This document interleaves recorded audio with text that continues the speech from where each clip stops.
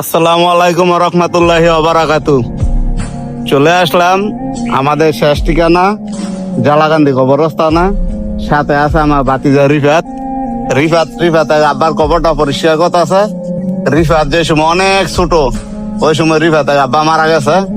তো রিফাত প্রায় সময় আসে রিফাত আব্বার কবরস্থানে, আইসে আব্বার জন্য দোয়া করে। রিফাতের কবরটা হালকা পাতলা পরিষ্কার করে দেয়।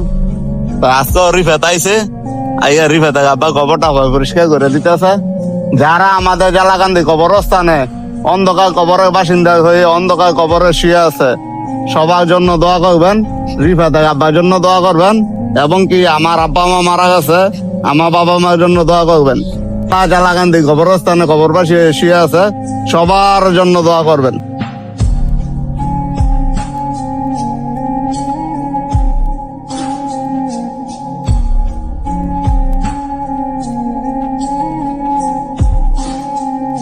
ভাতিজা, হ্যাঁ, সুন্দর করে পরিষ্কার করতে হইব, বুঝছো?